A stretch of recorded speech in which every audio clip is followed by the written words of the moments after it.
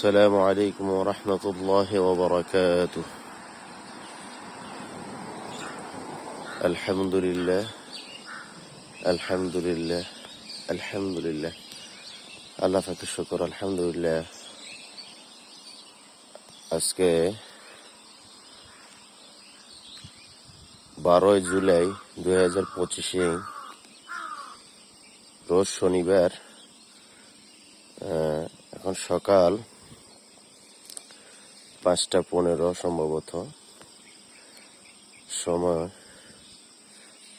ফজরের পরের সময় এটা। এখন আলহামদুলিল্লাহ আমাদের রাস্তার পানি আলহামদুলিল্লাহ প্রায় কমে গিয়েছে, একেবারে কমে গেছে। হ্যাঁ আলহামদুলিল্লাহ।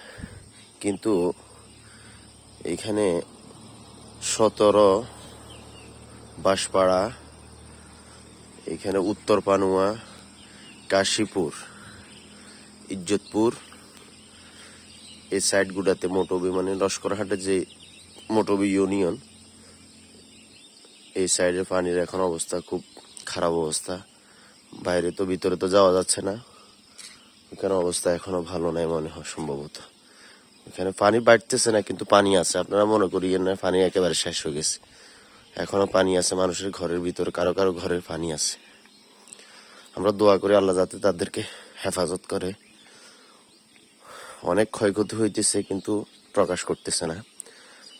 আমরা ফেনীবাসী ত্রাণের জন্য কেউ হাত পাতবে না ইনশাল্লাহ।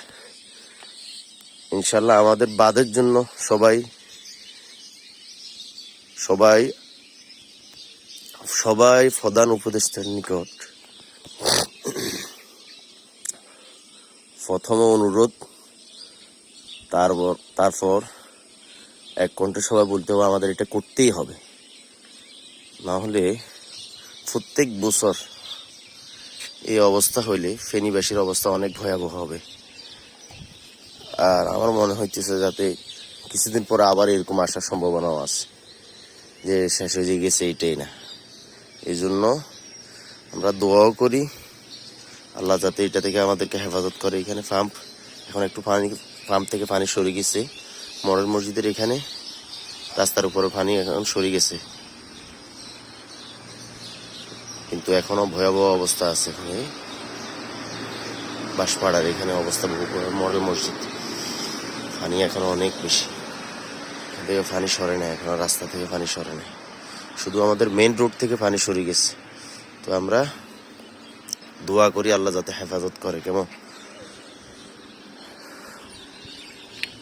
আমি আছি টিপ্লাজার উপরে, 7 তলার উপরে। এখন এটা দেখা যাচ্ছে রাস্তা একেবারে আলহামদুলিল্লাহ ক্লিয়ার, কিন্তু বাইরের অবস্থা এখনো ভয়াবহ। আমরা দোয়া করি আল্লাহ যাতে হেফাজত করে সবগুলো এলাকাকে। আসসালামু আলাইকুম রহমতুল্লাহ।